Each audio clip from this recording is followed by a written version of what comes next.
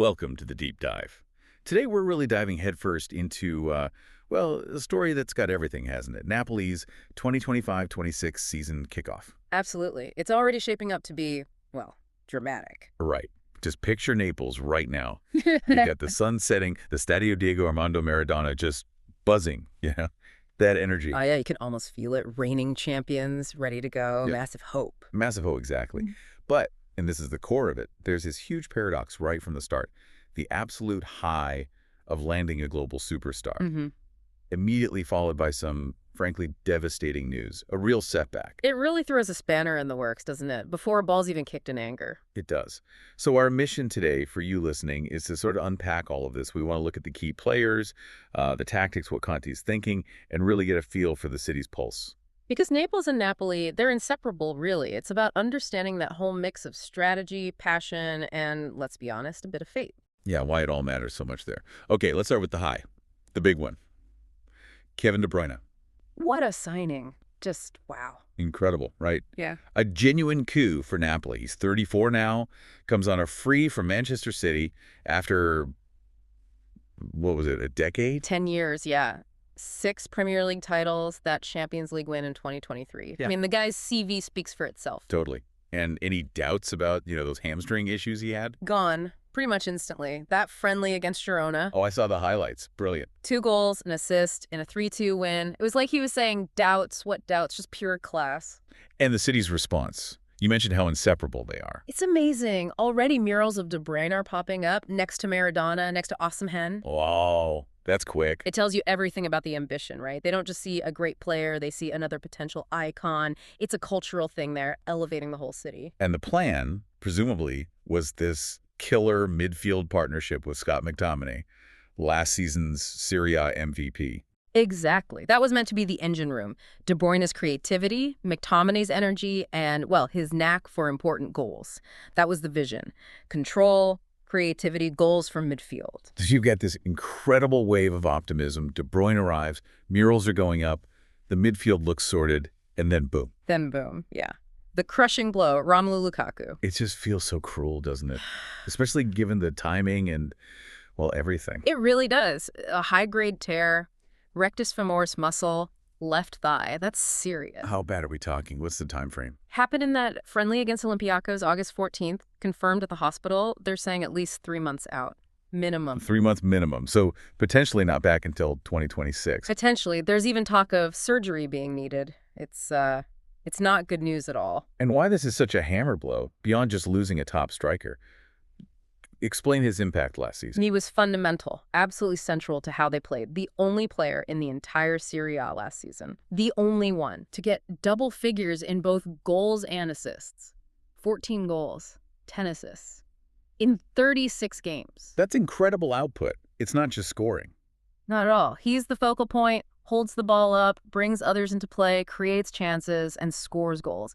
That combination of power, intelligence, and finishing, it's so rare. You just don't replace that easily. Yeah. Conte must have built so much around him. You'd think so. And then there's the other layer to this. The De Bruyne connection. Exactly. This wasn't just about 2 great players. It was about their partnership. They've known each other since they were kids, right? Teenagers, Yeah. then together at Chelsea. There's history there. Deep history. And we saw a glimpse, didn't we?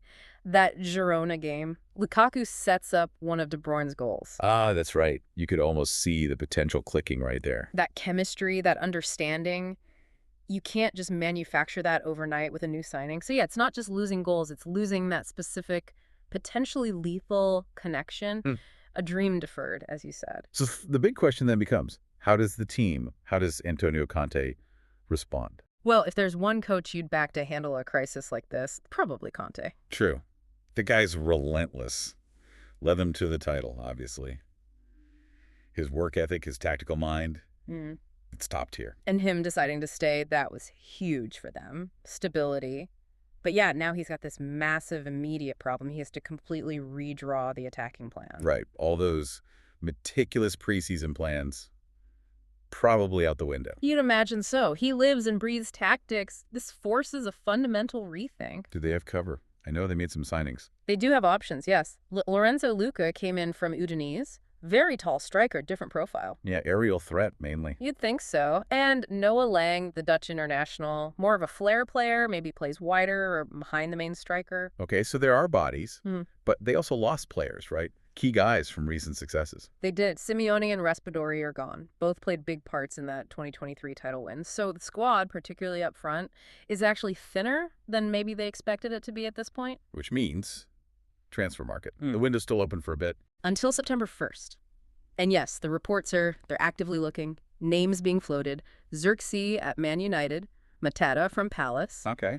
Dovbyk, who's at Roma now, interestingly.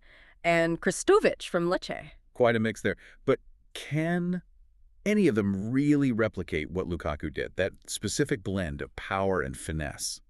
That's the million-dollar question, isn't it? It's incredibly hard to find. And finding someone now, getting them integrated into Conte's very specific, demanding system, with the season literally starting, it's a huge ask. Yeah, it's not just about talent, it's about fit, especially for Conte. Exactly. Do you bring someone in late, potentially disrupting the group dynamic even more, or do you trust Lucca and Lang to step up immediately? Big call for Conte and the club. It really puts their squad depth under the microscope right away. And all this internal drama, it's happening while their rivals are making moves. Serie A looks tough this year. Oh, definitely. No one's standing still. Look at AC Milan. Modric, I mean, wow, even at his age. Modric, Samuel Lerici, Ardon Jashari. That's a serious midfield reinforcement. They've clearly got a plan there after letting Reinders, Thiaw, and João Felix go. More control, perhaps. Seems like it. And Inter. They must be stinging after that Champions League final. Yeah, described as a historic hammering, wasn't it? Rough end of the season. Now they've got Christian Chivu in charge, new coach. Brought in Boni and Luis Enrique. Big job for Chivu, replacing Inzaghi. Trying to restore confidence, I guess. What about Roma? Gasparini's in charge now. You know what that means. High energy, attacking football. They're desperate for Champions League again. Their opener against Bologna will be interesting. And Atalanta, Gasparini's old side, still punching above their weight. Always seem to be, don't they? Facing promoted Pisa, first up, they'll be aiming for top 4 again. And Juve, always spending big. Yeah, probably top spenders again, but still feel like they're in transition, trying to find the right formula. Lots of talent, but are they a cohesive unit yet? The league looks wide open, really. It does. But amidst all that spending and shuffling elsewhere, Napoli does have this stability, doesn't it, under De Laurentiis. That's their ace in the hole, maybe. Financial prudence, a clear vision. They built this club up from bankruptcy in 2004, remember? 3 Coppa Italias, 2 Scudetti since then. It's a model of sustainability. Which allows them to make smart moves, like bringing in Luca Marinucci from Empoli, maybe looking at Yunus Musa. They're not just reacting, usually. Right. It's a long-term game for them, which probably helps them absorb a shock like the Lukaku injury better than some clubs might. They won't panic buy, you suspect. So that brings us back to Naples.